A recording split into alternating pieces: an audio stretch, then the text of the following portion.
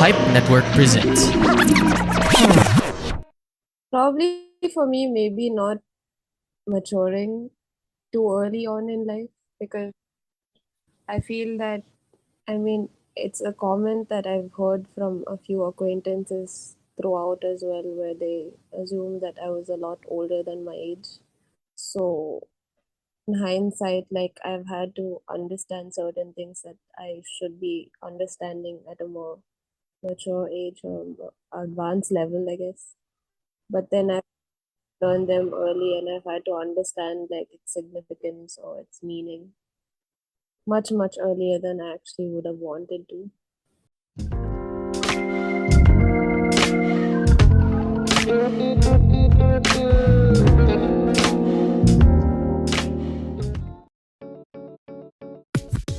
Catch the Pizarra Tales weekly as we tackle issues about education and share experiences about teaching. Hosted by Jayma Australia, available on your favorite podcast platforms. Hey folks, welcome back to another episode of Reflection. And my guest today is an honorary guest. This episode is my official 100th episode in total.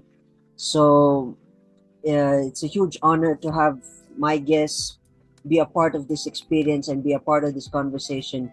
And you're going to learn a lot in this conversation, guys. So without further ado, ladies and gentlemen, my guest, my sister, Jayma Doraiswamy. Hi, how are you doing? I'm good. Doing So, great. so before we get into the meat and bones of this conversation, I gotta ask for context because I know you in high school already. For my listeners to give context, uh, who were you if you and I if you were classmates if you were my classmate in high school, because you and I were from different levels. We're an introverted, sporty, just to give context to my listeners. Who will I be if we were on the same grade level? That's a question, right? Yeah. Probably the snobbish one.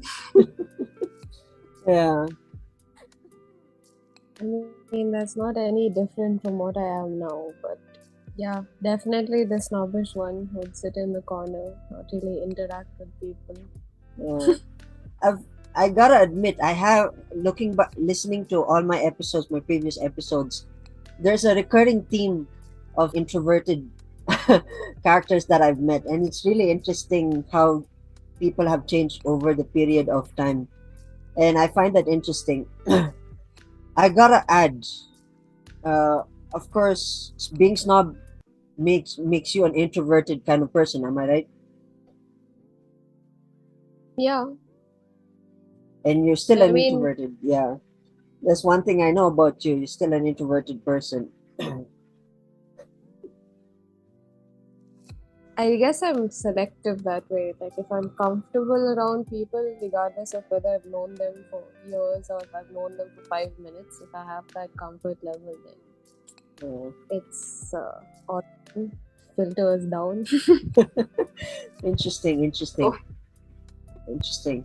So, to make it things interesting, I noticed that getting you on this episode was very hard because knowing that you mentioned that you're an introverted, was there any form of change that you had to go through in order to associate yourself with people? I mean, in hindsight, yeah, you do have to kind of mask who you are initially because for you to blend in. Yeah. But then that's also on your part, you're already judging the people who you're around. But in hindsight, like, you get to realize like who's who in the group, because I would say that I'm also a very observant person. The people's first impression of me is generally very quiet and who wouldn't really like talk that much, but then I observe everyone and I notice like how conversations go with them, or if how open they are to actually accepting someone else's opinion. But it doesn't help that, I'm sorry for lack of better words, but I have a resting bitch face generally, like normally. So I just perpetually angry even though I'm not, and even if there's literally nothing running in my head. Interesting. So yeah, I guess for an introverted person, I get to learn how I can change momentarily until actually like showing my. So yeah, it's just about comfort level. Interesting. This nice opening and deep understanding of how a mind of an introvert person is. It's nice. It's a nice opening, and I love the topic because I'm for me from my end, for those who know me and those who are listening, I'm an extrovert, not an extrovert. So I do a lot of things with extra saying. Yeah, uh, sometimes I get a little bit.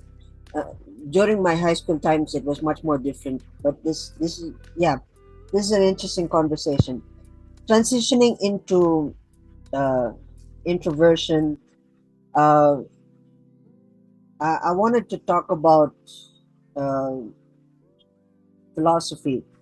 Uh, I wanna squeeze the best out of you because I've never had this heart-to-heart conversation about you.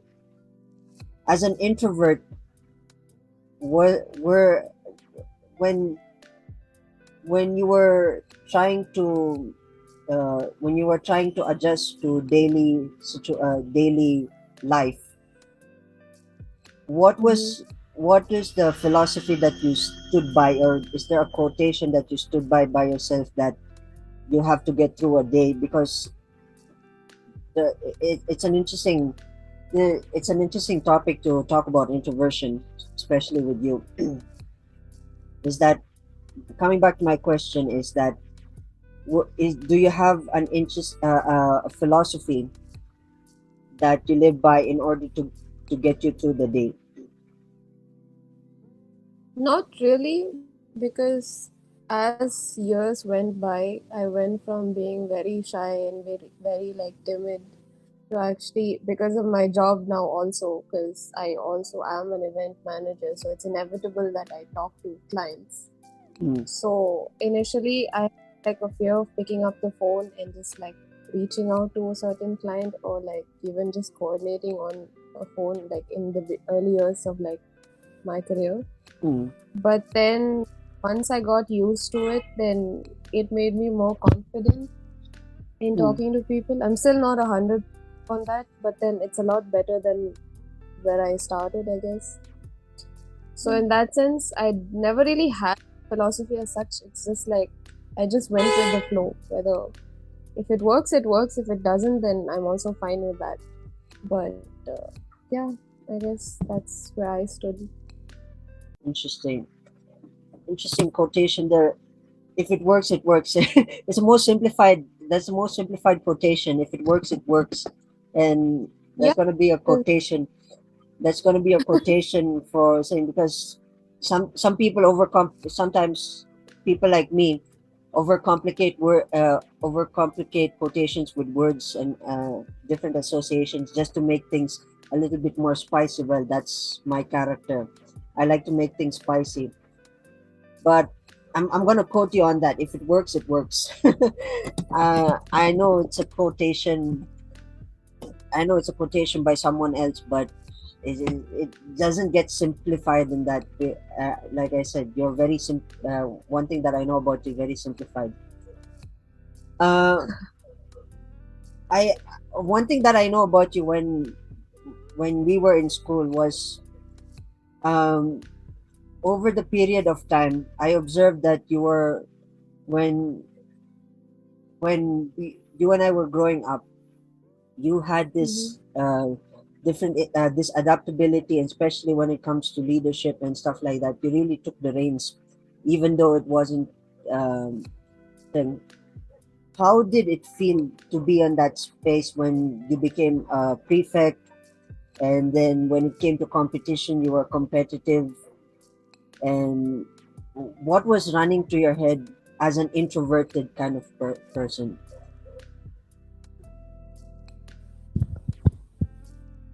I just wanted to get it over with, honestly. I never really thought about it that much because at the end of the day, the sooner I get it done, the sooner I can move on to the next thing. And honestly, I feel like, this is just from me, like me being in the leadership role at whichever grade I was in. It was only by fluke, to be honest. Like, I never really took myself that seriously. Although Mm. I admit I like the authority because Who I do get doesn't? Who doesn't? but yeah, I guess I just enjoyed the fact that nobody can really like mess with me. It's interesting. It's interesting. I just really love this conversation because I've never had the heart to heart conversation about introvertedness and understanding introvertedness, and I've never had a conversation with anyone about being introverted and dissecting person's personality and person's character. It's speaking of reflection. Do you have a story now that we're in the topic of reflection and looking back at life? Do you have a story in your life that you look back to and it's changed your life, that this without this event, uh, life for me would have never happened? Do you have any of that? Do you have a story like that? There are a lot of things that have happened growing up, like a lot of things, good and bad, I guess, shaped me as a person, regardless of whether, yeah, honestly, like even if it was good or bad, it helped shape me and like changed my perspective on certain things. But I Mm, don't think there's just that one thing instant where I can attest me being the way that I am. mm, But I guess it's just like combination of how things were when I was growing up and how I've had to like adjust and adapt and just again go with the flow. mm, So it's never again it's not just one thing. It's a lot of things combined together, and I'm glad that I experienced the good, the bad, the ugly, mm, because I will not be the kind of person that I am today. I would think that I'm a compassionate person, mm. although not everyone gets to see that side because again I'm not that easy to open up to people always, although sometimes I do get extra friendly and extra chatty when under the influence of alcohol, but that's a very different situation. So yeah, it's very dependent on that. Yeah. I wanna Yeah. I want to turn to storytelling a little bit now, because the story is the way we took the story is from introversion. We dug deep into the introversion, and then we came to reflection.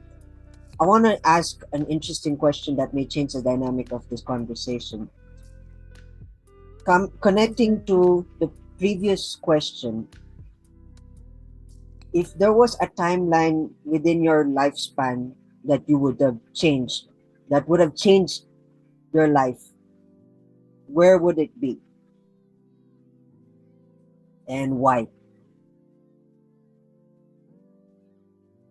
I guess not really having. I don't know how to answer. That's a very interesting question. I haven't really thought about it.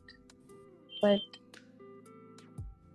probably for me, maybe not maturing too Hmm. early on in life because I feel that, it's a comment that I've heard from a few acquaintances throughout as well, where they assume that I was a lot older than my age. Hmm. So, in hindsight, like I've had to understand certain things that I should be understanding at a more mature age or more advanced level, I guess. Hmm. But then I've learned them early and I've had to understand like its significance or its meaning much, much earlier than I actually would have wanted to. But Interesting. again, I I wouldn't really change that for anything because it may be who I am now. But that would create a different timeline of you being childish all the time. That is a different image in my head. I mean, yeah, not to say that I'm still not childish. I do have my moments, but it's fun, especially if it's to annoy our parents. That's damn fun. I would Yeah, talk to it. yeah. Shout out to our parents who are listening, by the way. We've come so far in this journey. I gotta admit that I'm just gonna do a small little rant. I hope you don't mind. This journey of my podcast is one hell of a journey. I never expected to reach even 100, and to have you, it's it feels different, and it feels prouding because I don't know, this podcast changed my life and still continues to change my life. Sometimes it stresses me out. It's like a baby, but it's it's it is what it is. I don't know what to say to that. It is what it is, and I want to say thank you for accepting my call because it's it's an incredible journey. For sure. I hope I can hit 200 and still keep going. So we what a journey we had. This is an interesting journey. Looking back at the conversation, the storytelling is much different than I expected in my head. And What do you mean? sorry, What do you mean by that?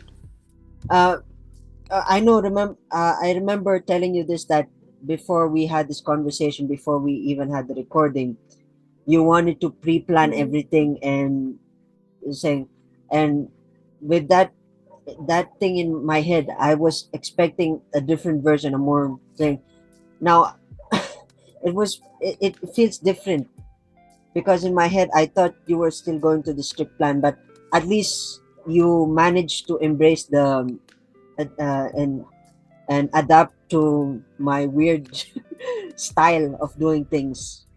And yeah, uh, because usually many people I, I've met many people who dislike my style of questioning, and didn't really continue the conversation. So Mhm. I it's remember. yeah. So yeah, this is an interesting journey. I'm not even putting any monitor music on my ear. That's why I'm full focused on you. It's really an interesting conversation. That's good. At least I'm not boring. There's a lot of stuff that I would love to talk about life, but I want to take away the glitz and glamour, and I want to get into the bottom of motivation because that's my show. It's all about motivation. Um, is there anything that you would love to tell our listeners in terms of motivation as an introvert? How a mature introvert you mentioned that you would love to share? I mean, it sounds weird now that you say it back to me, but then I guess the motivation that I can think of is shit happens. It's life. It's part and parcel of life. You never really plan anything, and somehow, somewhere along the line, things change, the situations change, and you just have to look at the right side of it, although realistically, just to make yourself feel better at the moment, I guess. Hmm. But me personally, what's worked is even though I've gone through certain situations in my life where I've questioned whether I just want to move on Hmm. or if I really want to do on a certain incident that has affected me negatively. Hmm. Not dwelling really helped me move on and process things Hmm. and not even want to go back. And for me, it's become like a very distant memory. It might not be the same for everyone. Everyone has a different way of coping, but Hmm. as speaking for myself, that's what helped me at least come to terms with certain things that I might not necessarily be too fond of. So yeah, I guess that's where I'm coming from. It's interesting. This conversation is really interesting. I have this one question that I had in mind when you were speaking is how to be mature, because I'm sure I really want to genuinely I'm asking that question as a selfish question for me. For me, I'm still trying to catch up with what the world has to offer, and it's hard for me to uh, mature up, and I think that's a struggle that I still continue to live by. So I gotta ask you, what is how you mentioned earlier you matured too soon. How what is what does it take to mature, and um, what is the struggles and sacrifices that you have to go through in order to achieve pure maturity, or uh, a part of it, being a matured person? I mean, I don't think there's ever a secret formula. It's just a matter of you taking a step back and trying to understand a certain situation from another person's perspective.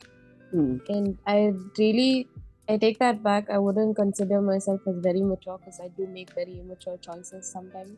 Hmm. But in that sense, just being very observant of how people interact with other people. Hmm. Again, not it's not what you do that actually shapes your brain into like maturing. It's what you've gone through, and at least for me, that's really what helped me grow up and just like accept things for what they are. And that's probably why I kind of gained a more positive acceptance to certain situations, because again, not everything will go your way. Hmm. Interesting. Yeah. It's just interesting. It's fascinating. I love this conversation already. I'm putting this on my top 15 conversation. I really love this conversation because yeah, it's it's a one-on-one that I never expected. I mean, I I've always wanted to have this one-on-one with you. I mean, I wanted to have a one-on-one with my cousins, with you, bring you all in a podcast and get the best out of you. But I cannot complain. Some people are busy, some people are shy. It's just it takes a lot of guts to especially being part of my show. It's stressful. For those who are listening, by the way, the amount of stress that I'm going through in this creation of this series has heightened. So I gotta admit that yeah, I'm much more relieved knowing that I have my sister here, because uh, this is the first time having that kind of feeling. Usually when I'm with her, it's a different kind of feeling. It's like I want to protect her at all times, but here it's just a different environment, different vibe. We're vibrating at a different frequency, and I don't know if my guest, my sister, agrees with me that this what she feels about this conversation is much more different than our usual conversations in at home. It's definitely different because we never really get a chance to talk. Because again, like you mentioned, busy. Yeah, Unfortunately, adulting is times, but uh, uh, and yeah. again, I personally also the reason sometimes why I don't really like go like at least in these recent months, the reason why I don't interact with people that often, or to be fair, I don't really call home that often, is Mm, because I enjoy being on my own. I like being in my own space, even if it's just sitting and just staring at the wall. I'm very comforted by that feeling. So, as weird as that sounds, like it's something that I've gotten used to, and I'm okay with that. I'm very happy that way. So, even if it's a day, like a long day at work, and I just want to chill alone, yeah. I comfort in that more than anything. Now that you mentioned it, I wanted to share a story. During my college years, I've always been treated as an outcast. From my perspective, of course, I cannot say that on behalf. You mentioned you're comfortable being in your own space. I want to share my Yeah. experience because I haven't shared this. This is exclusive, guys. For those who are tuning, this is exclusive. I don't think I shared this in my previous seasons, but there was like I mentioned, I termed myself as an outcast because I never really had much friends, and the friends that I had, I associated with were more of the use and throw kind of situation. But I still love them. I mean, if they're listening, shout out to them. Um, I gotta admit that the transition, that awkward thing that you mentioned, is something that I had to learn to adapt for 5 years, which is really interesting. Trying to sit alone and being on your own headspace, it's just different. And Yeah, because you were always very social since we were yeah, kids. yeah, Everyone literally still knows me as Rajiv's sister, just BT dubs. yeah. And it's I'm just like, it's just a flashback that I look back at it. I mean, things that I used to do in the later years of college. Especially, there were times that I enjoyed walking from Baguio to La Trinidad, which I told my mother, and I told you. And I know you guys don't have the yeah, patience and the ability. Somehow I kind of enjoyed those kind of moments. Now, when the pandemic struck, of course, lockdowns were so strict. Those were the spaces where I managed to get inside my own head and understand things. It's kind of ironic. I wanted to share this, that I look back at those times. There are times that I was walking, and the previous lesson of the previous semester would pop. The answers would pop up in my head only then. It's kind of weird. I don't want to talk about it. It's gonna be a whole topic altogether. But my form of learning somehow comes much more easier there. It's like because mm, when I'm walking, somehow I have that sense of the fresh air, the fresh air, and back then there was no face mask, so the fresh air kind of clears my thoughts, uh, and it just makes me complete. I can mm, sleep better somehow. I don't know, even though I'm tired, my legs are tired, especially after I go to the gym and then go to school and then come back, my legs are sore. I still have the ability. There are many times I don't think I shared this with you. There's also a time where we had a play, and the play was on top of one of the buildings, and then of course uh, I had an 8 p.m. class after 7 p.m. 8 p.m. class. And then once I mm, was done with that, of course, in the play, we had to contribute, and I had to carry blankets. I had to carry this for the props and everything, and my bag was heavy. And at that time, it was Penagbenga, so traffic was crazy. But when after mm. the classes were done, I was exhausted, and I'm glad, bless my teacher's heart, that I was actually it was more of a relaxation so that I could clear my head. At that moment, I do not know how I managed to get the energy to go from top of the building in UB, and mind you, this was at night, to home. I did not know how I managed to go, because halfway through, I thought I'd just pass out in the street with a heavy bag, and luckily there was no musical instruments, but with a heavy bag with everything, it was just crazy. It was one of those experiences. It was one of those experiences that I don't know. Even I till today, I'm still baffled by it. That how I managed to get home, and yeah, it's just crazy. I think you just had your goal set to actually get your ass home, to be honest. Sorry, I didn't get that. It's just your willpower to get your ass home. That's probably like in your adrenaline rush. There was no adrenaline rush. I was zip exhausted because we had during the entire day. I showed up in a benga time. I showed up 7 a.m. if I remember the timeline. I was there 7 a.m. setting up blah blah blah, and then talking to him saying, memorizing my lines because I was one of the characters. I was one of the villains of the character, so I had to memorize my line being the character, and then I had to wait, and then I had two shows, mind you, two shows on top of that building, and then right after that event was done, I had a 7 to 8 class, and I was not exempted. I was hoping to be exempted, but there was no exemption, so I had to attend.